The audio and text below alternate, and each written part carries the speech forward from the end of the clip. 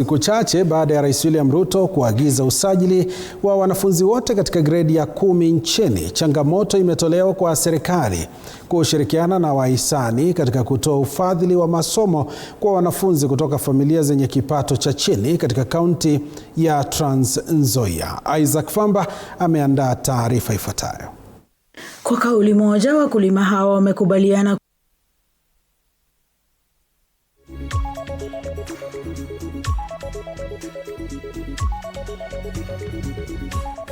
tuko hapa kwa ajili yenu. Amen. Huku changamoto za ukosefu wa karo kwa wanafunzi wengi nchini zikizidi kuwa tatizo kubwa kwa wazazi na wanafunzi, baadhi ya wanafunzi kwa sasa wanapitia masaibu ya ukosefu wa vifaa muhimu licha ya serikali kuamuru wanafunzi wote kufika kwenye shule mbalimbali.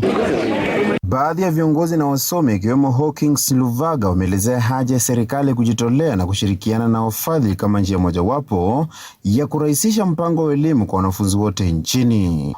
Tunaomba sekta ya elimu sana iangalie hii issue ya masomo ya watoto ili tuweze wote waende shule. Watoto wengi wako nyumbani.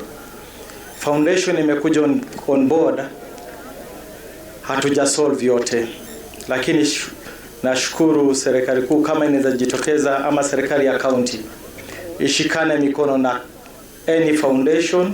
Tuko hapa ili kusaidiana. Hawkins amesema elimu ndiyo kampeni ya pekee katika kutatua swala la umasikini katika jamii, na hivyo ushirikiano huo huenda ukabadili hali nchini. Wacha tu prioritize issue ya education sana. Sector hapa Trans Nzoia especially hawa watoto wetu waende shule wote.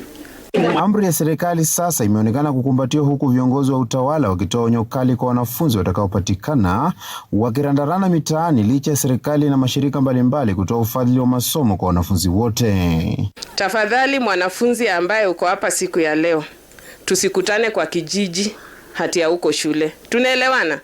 Usije ukaa hapa upate basari juu demand ni kubwa. Hata Hawkins angesema apeane basari wanaweza kuja hapa 1000, lakini we umebatika kukua among the 400. Tafadhali, si ati we ulikuwa mzuri sana kushinda wengine, usipatikane nyumbani na umelipiwa pesa. Tunaelewana wanafunzi? Vilevile wahudumu wa bodaboda kaunti hii wameonywa dhidi ya kuwapa wanafunzi pikipiki zao kwa nia ya kusaka riziki bila kuzingatia suala la elimu kwa wanafunzi. Wale bodaboda ambaye huwa wanapea watoto wetu pikipiki ya mkondo, wacha hiyo pikipiki ishikwe, tutapeana huko kwa traffic, aende alipe huko, tujue kwa nini ameweka mtoto, si ndivyo? Kwa hivyo wakasa mtusaidie kabisa. Isaac Famba, TV47, ikiwa kaunti ya Trans Nzoia. Namshukran Isaac Famba kwa taarifa hiyo.